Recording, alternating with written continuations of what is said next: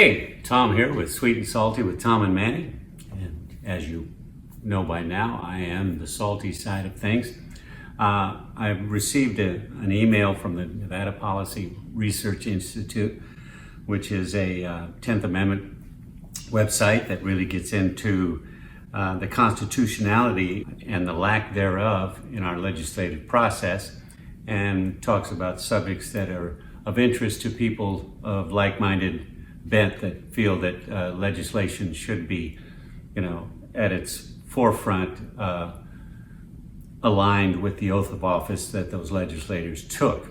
And they also recommend another website called Transparent Nevada. It's kind of a sister site, and that gives you a lot of insight as to what's really going on, at least on the remuneration side of going to work for the state or the county or whatever. But this latest one, which kind of hits close to home because I have a lot of friends in the bar and tavern industry, and they are, of course, probably suffering the most right now from Governor Sisolak's seemingly arbitrary approach to who stays open and who doesn't. But I didn't want to just speak generally about it, so I'm just going to read this to you.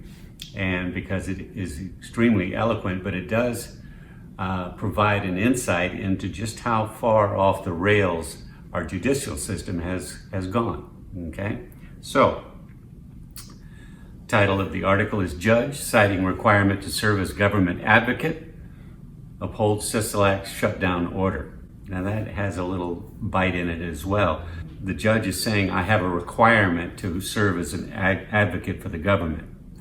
And that's supposedly not what justice is about. What's the old phrase, American blind justice? It's either right or it's not, okay?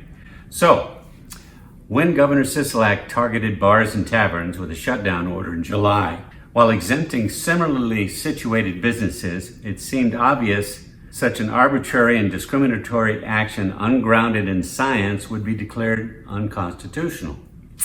After all, the U.S. Constitution protects the rights of individuals to earn a living, so governments who deny citizens the freedom must have an extremely compelling reason, right? Not according to the modern American judiciary, unfortunately. Through a series of rulings in the 1930s, so yeah, back when your grandma and your grandpa were kicking around trying to make a living, the Supreme Court decided that, for the most part, it would no longer perform its core function of restraining the executive and legislative branches from engaging in unconstitutional conduct. The court, in plain violation of the Constitution and precedent, decided it would only protect a handful of rights it deemed fundamental. All other rights, according to the court's rewriting of the Constitution, were no longer deserving of protection. As a result, real judging has been replaced with judicial abdication, with judges now acting as advocates for the government rather than independent arbiters seeking to determine the constitutional legitimacy of its actions.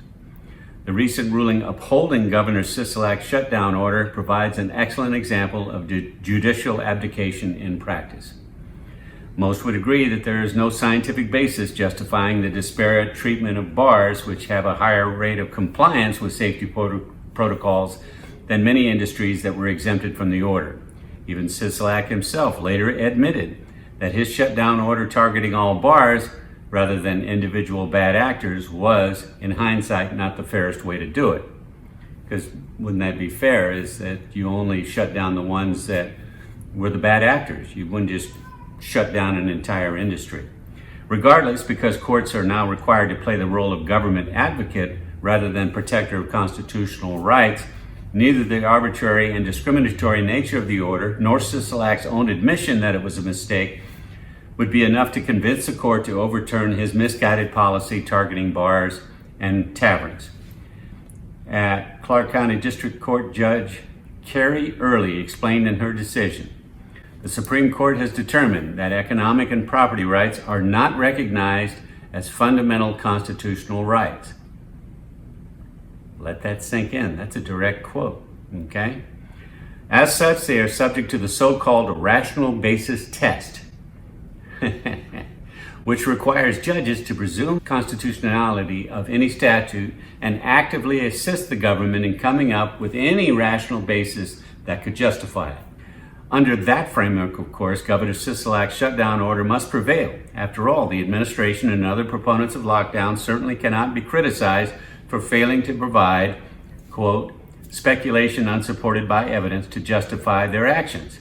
In fact, such evidence-free speculation has been behind the most arbitrary and unjust shutdown orders to date, which is precisely why bar and tavern owners demanded judicial review in the first place. But just because the federal judiciary has abdicated its role doesn't mean that the Nevada judiciary has to follow suit. After all, the Nevada Constitution also guarantees the rights retained by the people and expressly rejects the practices of disparaging certain rights in favor of others. To quote the Constitution, rights retained by people, this enumeration of rights shall not be construed to impair or deny others retained by the people. That's Article 1, Section 20 of the Nevada Constitution. Sadly, the strength of any constitution, no matter how well designed, is limited by the degree to which judges are willing to abide by it. Nevadans who believe in the importance of protecting individual rights from government overreach should therefore seek to elect judges, particularly for the state Supreme Court, that will enforce the Constitution as written, not merely act as cheerleaders for government's arbitrary and discriminatory use of power. Now remember, these judges won a popularity contest.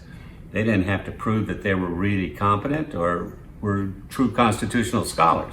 One would think if I'm a Supreme Court justice, that's my job.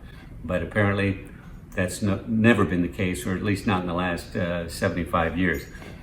That's the entire statement. And please go to this Nevada Policy Research Institute, and they've got a lot of great stuff there. This is, by the way, only for critical thinkers. If you're that type of person that feels it's unconstitutional to get your feelings hurt, you won't find much here that you would find of interest, because it would demand that you think critically.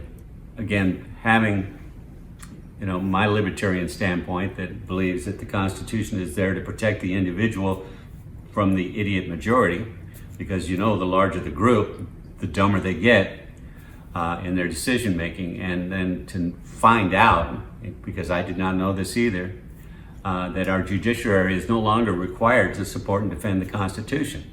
So despite all those oaths that our sheriffs took and our county administrators took and our state legislatures took, all swearing to defend the Constitution is irrelevant, because any challenge to their actions would be supported by any means necessary through the state Supreme Court. They just have to look for a reason to come up with a rational basis test.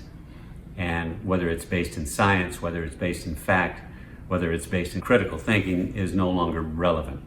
So just to bring that to your attention and make you aware, so now you can't say you're not aware that the Constitution basically has been rescinded, not only on the federal level, but on the state level as well. Good to know, isn't it? Yeah. So this is Tom with Sweet and Salty with Tom and Manny. Thank you for taking the time to watch this, if you managed to make it all through. Hope my poor reading skills weren't too upsetting for you, but understand that the government does not have your best interests at heart. It only has the government's best interests at heart. Thank you. Have a fantastic day. Peace out.